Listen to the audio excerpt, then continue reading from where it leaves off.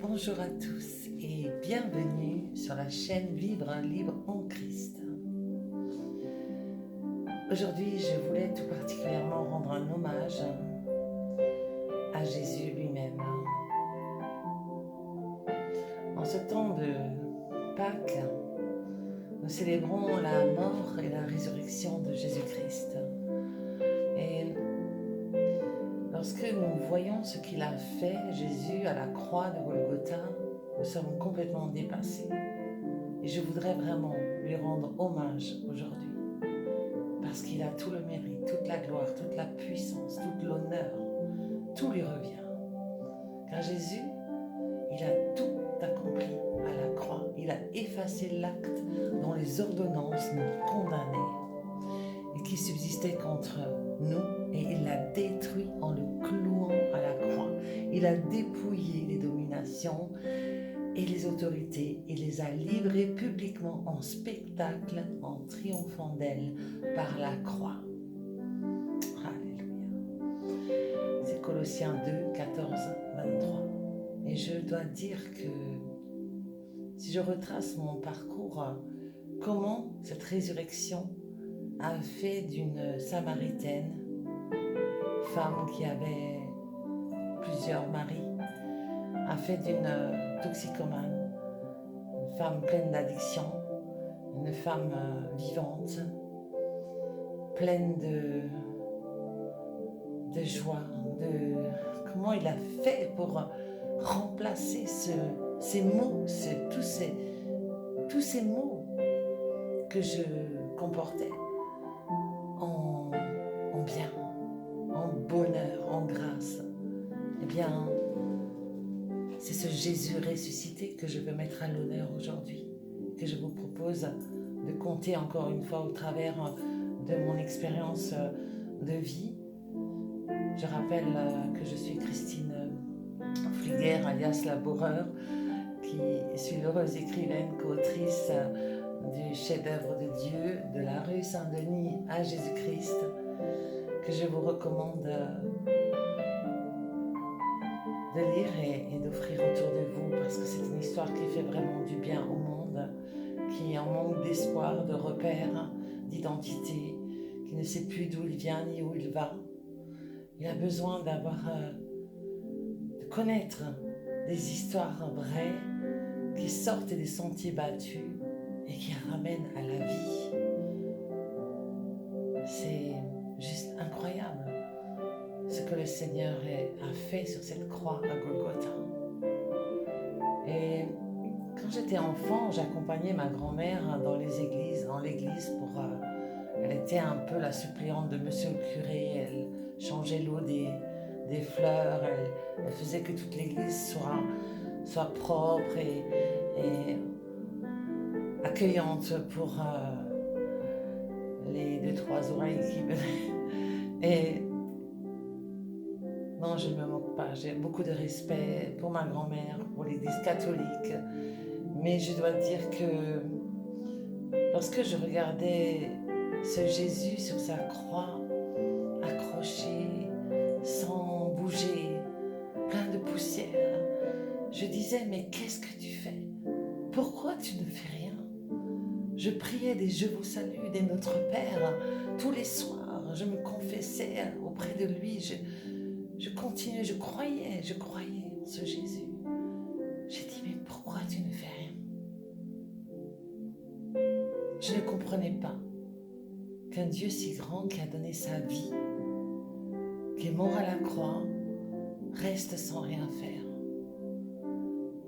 Et c'est un jour, le tout à coup de Dieu est arrivé dans ma vie, alors que je me trouvais dans la rue Saint-Denis, que gérais le sac au dos. Je ne savais pas où j'allais, d'ailleurs ni d'où je venais.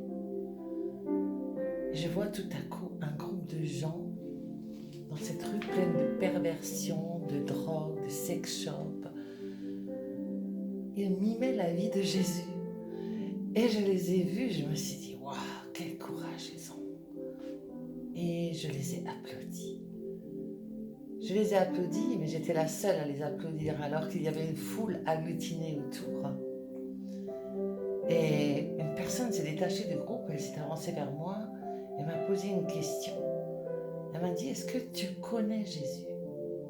Et moi, j'étais là, oui, non, je ne savais pas trop quoi répondre et j'étais communiée, baptisée et je ne savais pas, je ne connaissais pas Jésus.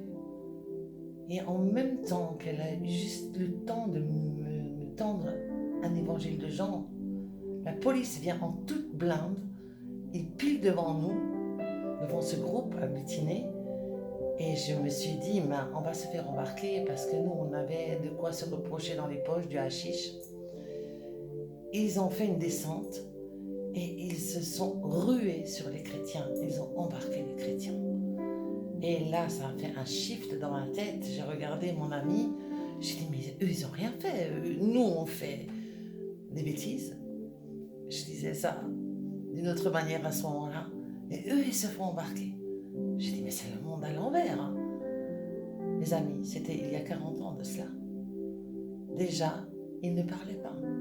Ils mimaient la vie de Jésus. Et malgré qu'ils ne parlaient pas parce que sinon c'était considéré comme du prosélytisme, ils se sont fait embarquer. Alors, cette personne avait eu le temps de me donner un évangile. Et c'est le lendemain, alors que je me trouvais dans le métro et que nous rentrions de nouveau en Alsace, fauchés comme les blés, nos parents nous avaient envoyé un peu d'argent pour rentrer, nous étions honteux et dépourvus de notre destinée, alors que nous pensions faire du spectacle dans le monde du show business à Paris. Et que nous avions, le seul spectacle que nous avons fait, c'était de la guitare au bord de la route pour gagner une baguette de pain. Et je me souviens, je sors cet évangile de mon sac à dos et je l'ouvre au pif alors que j'attendais le métro pour rentrer donc en Alsace et je lis « Lève-toi, prends ton lit et marche ». Et là, je regarde mon ami, j'ai dit « C'est fiche de ma poire ». Enfin, je parlais d'une autre manière, donc vous imaginez. On dort dans les cages d'escalier, on se fait réveiller à coups de balai, on ne sait même pas où on va, où on doit aller. Lève-toi, prends ton lit et marche. Mais cette parole est venue transpercer mon cœur. Elle m'a mise en colère. Une fois que nous étions rentrés, ma mère ne savait plus que faire avec moi. Je me tapais la tête dans les murs le matin. J'ai même frappé ma mère. J'étais mal dans ma peau. J'étais en manque. J'avais besoin de drogue. J'avais besoin d'amour. Et là, ma mère ne savait plus quoi faire avec moi. Elle me dit, écoute, pendant que tu es partie, papa était très malade. Il a failli mourir. Il avait 42 de fièvre. Ils sont venus prier pour lui. Une première fois, une personne. Une deuxième fois, 2 personnes. Et là, mon frère racontait qu'il est monté pour aller voir dans cette chambre qu'est-ce qui se passait. Les murs de la maison ont tremblé. Et lorsqu'il est monté, il a vu mon père dégoulinant de sueur. Et mon père s'est levé. Lorsque j'ai entendu ça, j'ai dit, je vais essayer cette prière. Moi, je cherchais dans la dianétique, je cherchais chez les voyantes une solution. Parce que oui, je suis peut-être allée tête baissée dans le mur de la drogue, mais je voulais en sortir. Je cherchais des solutions. Donc l'homme vient et il m'emmène à l'église. Pour moi, il allait venir prier à la maison, mais non, il m'emmène à l'église. Et moi, une église, c'était un clocher, je ne connaissais rien d'autre. Et là, il m'emmène dans une église où il n'y avait pas de clocher, où il y avait juste des chaises, des personnes debout. Au moment où on rentre, je m'avançais pour m'asseoir. Cette parole est en train d'être dite par le pasteur. Au nom de Jésus-Christ, lève-toi, prends ton lit et marche. Et là, je me suis dit, mais quelqu'un m'a dénoncé, quelqu'un m'a balancé. Moi qui étais déjà paranoïaque à cause des produits que j'avais, les toxicos et tout ce que j'avais ingéré. Je me suis dit, mais c'est pas possible. La Bible, c'est un gros livre. Comment cette même parole, en même pas une semaine, peut ressortir? Et ça a encore fait un shift dans ma tête. Alors cette soirée qui pour moi a paru être un supplice, j'étais très très mal, mais encore il fallait que j'aille devant parce qu'il est écrit, ils imposeront les mains aux malades et les malades seront guéris. On m'a presque traînée. Inutile de vous dire que j'avais peur. Je ne savais pas vers quoi j'allais, vers qui j'allais. Et là, une fois que j'étais devant, je me suis dit, je vais écouter ce qu'ils disent eux dans leur prière, qui marche, qui a guéri mon père, puisque je prie et que ça ne marche pas. Et là, ça a fait, ils ont posé leurs mains sur ma tête, ça a fait comme une radio brouillée. Je ne sais pas si vous voyez le bruit d'une radio, des ondes brouillées. Et tout ce que j'ai compris, c'est Amen. J'ai dit Amen, j'ai tourné les talons. Je suis sortie en fulminant, plus jamais je ne mets les pieds là-dedans, ces gens sont fous. Le lendemain matin, je me lève pour charger ma mère comme tous les autres matins. Je dis, mais t'es folle, pourquoi tu m'envoies dans un lieu où t'as même jamais mis les pieds, tu sais même pas, tu veux simplement te débarrasser. Enfin, j'avais préparé une armada de reproches. Et là, elle se tourne vers moi et elle me dit alors, comment c'était ? Et je me trouve en train de lui dire de ma bouche, je crois que c'était bien. Je dis, mais qu'est-ce que je raconte ? C'est pas ce que je voulais dire. Et là, je vais dans la pièce à côté, je me touche, je me pince, je me regarde dans le miroir et je me dis, waouh, je constate que la prière des 2 pasteurs du soir d'avant avait marché. J'étais délivrée de la drogue. Délivrée de la drogue. Aucun médecin, aucun psychologue, psychiatre n'a réussi ce que Jésus a réussi. Jésus a effacé l'acte dont les ordonnances me condamnaient et subsistaient contre moi. Il a détruit en le clouant à la croix. Il a dépouillé les dominations, les autorités. Il les a livrées publiquement en spectacle, en triomphant d'elles par la croix. Et là, j'ai compris que ce Jésus est non seulement mort pour moi, mais il est ressuscité. Il a vaincu la mort. Il a cloué les dominations à la croix pour moi. Les drogues, les esprits de rejet, d'abandon, il les a cloués, il les a humiliés en public. Et tout le monde a vu que Jésus a gagné le combat pour toutes les personnes qui viennent à lui. Vous qui êtes fatigués et chargés, venez à lui aujourd'hui. Jésus vous donnera du repos. Il m'en a donné. Il veut vous en donner aussi. Nous sommes dans les temps de Pâques, dans le temps de résurrection de la nature, mais aussi de l'homme. Jésus a vaincu la mort. Il a vaincu le pouvoir du péché.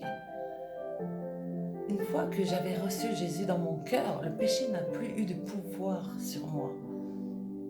Et aujourd'hui, je marche en nouveauté de vie. C'est aussi pour vous qui écoutez. Je prie que vous receviez ce Jésus. Acceptez-le. Recevez-le dans votre cœur. Il est là. Il attend que vous ouvriez votre porte. N'attendez pas demain. Vous ne savez pas de quoi sera fait demain. Demain, il sera peut-être trop tard. Et la porte sera fermée. Aujourd'hui, n'endurcissez pas votre cœur. Acceptez Jésus. Dites avec moi, oui Jésus, viens. Viens dans mon cœur. Je te confesse de ma bouche. Je te reçois comme mon Seigneur et comme mon Sauveur. Et je vais te suivre. Pardonne-moi, Seigneur Jésus, de ne pas t'avoir connu, de ne pas t'avoir reçu, de ne pas t'avoir reconnu jusqu'à aujourd'hui. Pardonne tous mes péchés. Pardonne-moi, Seigneur.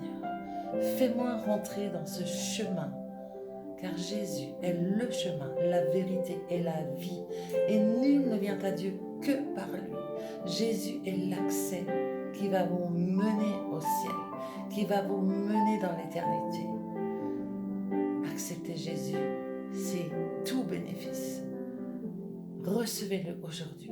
Je prie que vraiment vous soyez bénis par ce temps de partage, par ce temps de prière, par que vous soyez convaincus de péché, de jugement, de justice, Que le Saint-Esprit vienne vous donner les larmes de repentance sur votre vie d'avant, qu'il puisse vous remplir de la vie nouvelle que Dieu a préparée d'avance pour tous les hommes au travers de la résurrection de Jésus. Jésus a payé le prix. Vous n'avez plus à payer le prix. Il a vaincu la mort, il a vaincu les maladies. Remettez tout à Jésus au pied de la croix. Et là, laissez-le. Laissez votre vieil homme et repartez comme cette personne nouvelle qu'il veut faire de vous aujourd'hui. Je vous bénis de tout mon cœur. Je vous aime. Jésus aussi.